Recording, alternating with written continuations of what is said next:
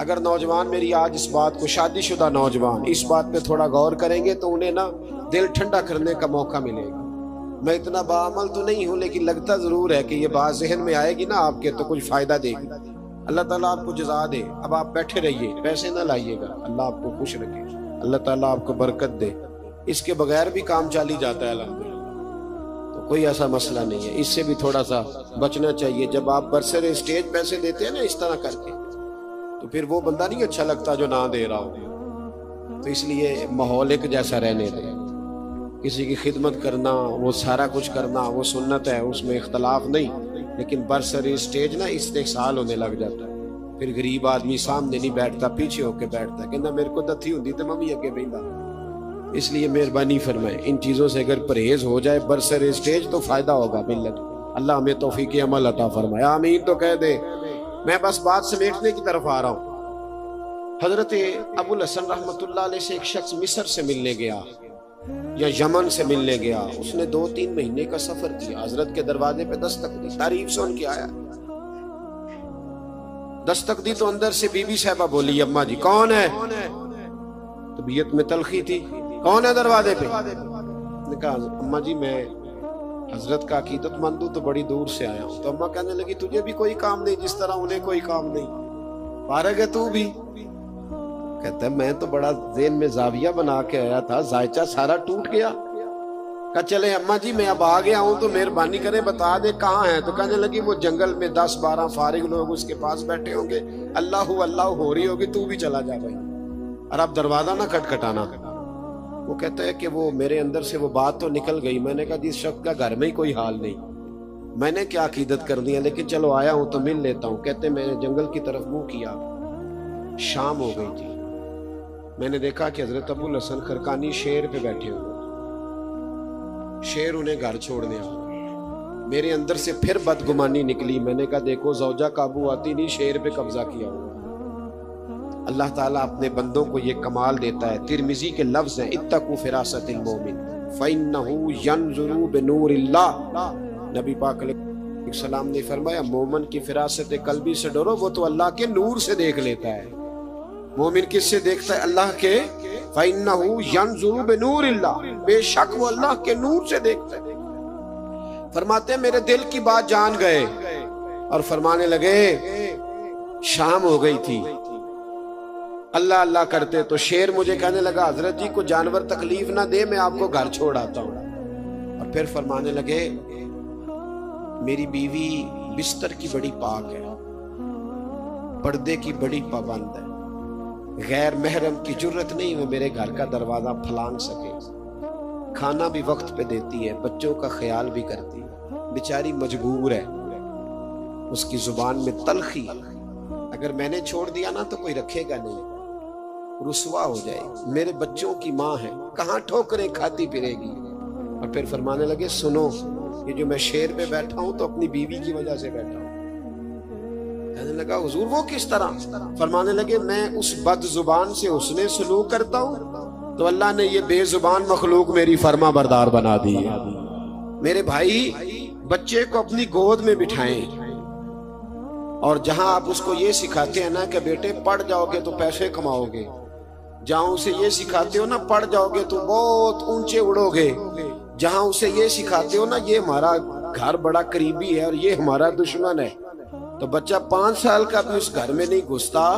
اپنی ذات کے بارے میں بچے کو سارا کچھ سکھاتے ہو، پہلا کام اسے یہ کرو کہ اسے میرے نبی کی محبت سکھاؤ، اسے رسول اللہ کا پیار سکھاؤ، اسے رات کو جب یہاں لٹاتے ہو نا یہاں کندھے پہ، اسے کہتے ہو میں نے تیرے لیے بڑی محنت کی، میں بڑی کوشش کرتا رہا، میں تیرے لیے بڑی دور تک سفر کر کے آیا، اسے کہا کرو بیٹے میں نے کچھ بھی نہیں کیا، تیرے لیے جو کچھ بھی کیا ہے تیرے رسول نے کیا ہے، تیرے محبوب نے تیری آخرت کے لیے بڑا کچھ کیا۔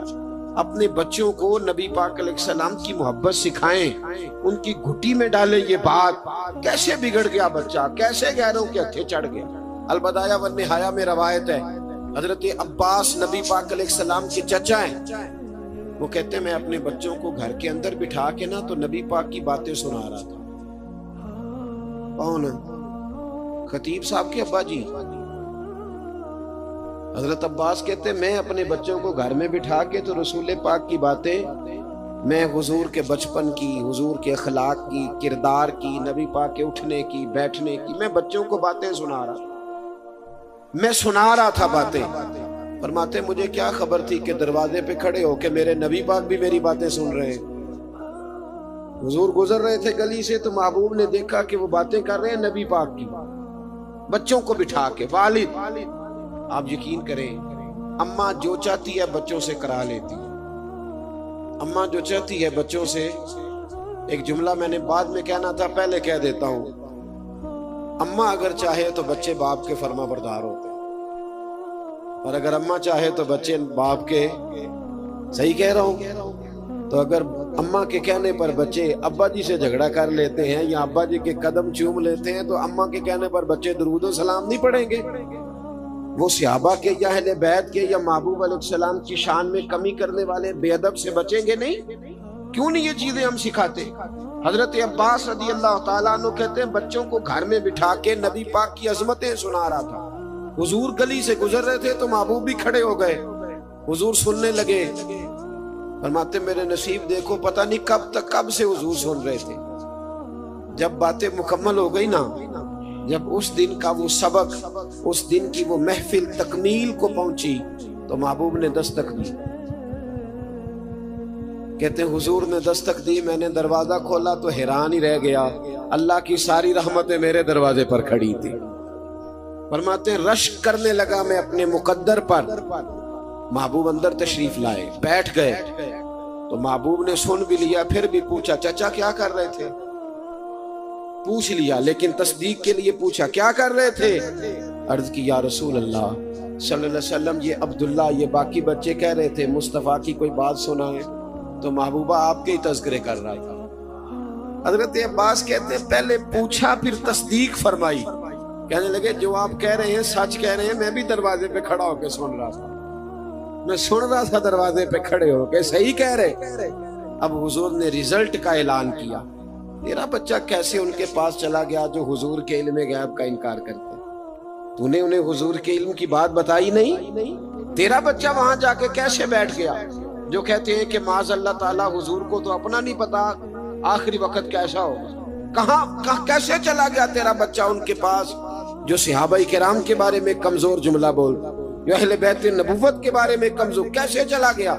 اگر تو نے گھر میں بیٹھ کے محفل کی ہوتی، انہیں خود سکھایا ہوتا، خود کیسے بگڑ سکتے تھے بچے؟ نہ ادھر ادھر کی تو بات کر، یہ بتا کہ قافلہ کیوں لٹا، مجھے رہزنوں سے غرض نہیں، تیری رہبری کا سوال ہے، تو پانی کس کو دیتا رہا اگر تیرا اپنا باغ ہی خشک رہ گیا؟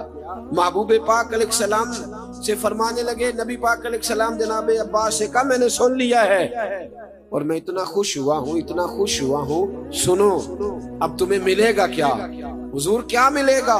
کہتے میرے سارے خاندان کی توجہ حضور کی جانب ہو گئی تو محبوب نے فرمایا حلت لکم شفاعتی، فرمایا تم نے یہ کام کر کے نا اپنے بچوں کو میری عظمت سکھا کے، اپنے بچوں کو میرے گیت سنا کے، فرمایا تم نے اپنے اور اپنے خاندان کے حق میں میری سفارش کو حلال کر لیا ہے۔